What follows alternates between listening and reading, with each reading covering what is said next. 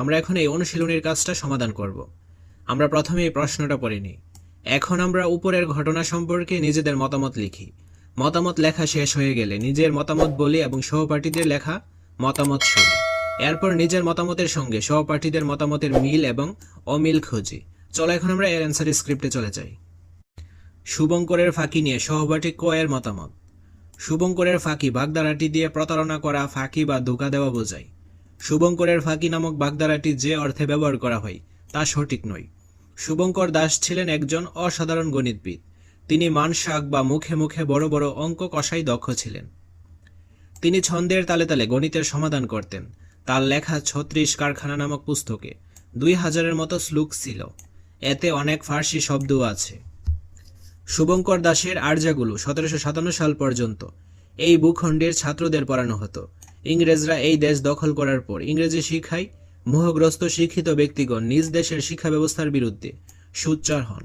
নিজেদের ভালো জিনিসকে বিসর্জন দিয়ে বলতে থাকেন, শুভঙ্কর ফাঁকি দিয়ে বউ গুজামিল দিয়ে অঙ্ক মেলান। সেই থেকে প্রবাদ হয় শুভঙ্করের ফাঁকি। মানুষ তখন শুভঙ্করের আর্যাগুলো ভুল ভাবতে শুরু করে, কিন্তু তাদের এ ধারণা ভুল বলে আমি মনে করি, কেননা গবেষণায় দেখা গেছে শুভঙ্করের আর্যাগুলো সঠিক ছিল। শুভঙ্করের খ এর মতামত। শুভঙ্করের ফাঁকি বাগধারাটি প্রতারণা করা, ফাঁকি বা ধোঁকা দেওয়া বোঝায়। শুভঙ্করের ফাঁকির সাথে যার নাম জড়িত তিনি হলেন শুভঙ্কর দাস। তিনি ছিলেন প্রাচীন বাংলার এক বিখ্যাত গণিতজ্ঞ, যিনি শুভঙ্করী নামক পাটিগণিতের রচয়িতা। মানসাঙ্ক আর এর সাথে জমির হিসেব, জিনিসের দাম ও রাজস্ব সংক্রান্ত কঠিন সব অঙ্ক বিতার ছন্দে প্রকাশ করে গিয়েছিলেন গণিতজ্ঞ শুভঙ্কর। সময়ের সাথে সাথে অনেকে তার সঠিক অঙ্কগুলো ভুলভাবে প্রয়োগ করে তথা হিসাবে ফাঁকি বা কোনো হিসেবের ধার না দেড়ে মানুষজনকে ঠকাতে শুরু করলো, আর এরই সাথে শুভঙ্করের ফাঁকির প্রচলন হয়ে যায়।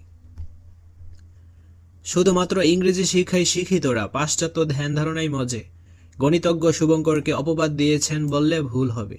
অতীতে অনেক আচার্য প্রচলিত ছিল। গণিতের পাশাপাশি আবহাওয়া নিয়েও অনেক আর্যা মানুষ মুখে মুখে বলতো।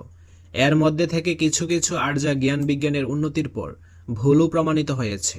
শুভঙ্করের ফাঁকি বিষয়টিও তেমন বলে আমি মনে করি। উভয়ের মতামতের মিল। শুভঙ্করের ফাঁকি বাগধারাটি দিয়ে প্রতারণা করা, ফাঁকি বা ধোঁকা দেওয়া বোঝায়। শুভঙ্কর দাস ছিলেন একজন অসাধারণ গণিতবিদ। তিনি ক্যালকুলেটর ছাড়াই বড় বড় গাণিতিক সমস্যার সমাধান দিতেন। তিনি মুখে মুখে অঙ্ক করতে দক্ষ ছিলেন।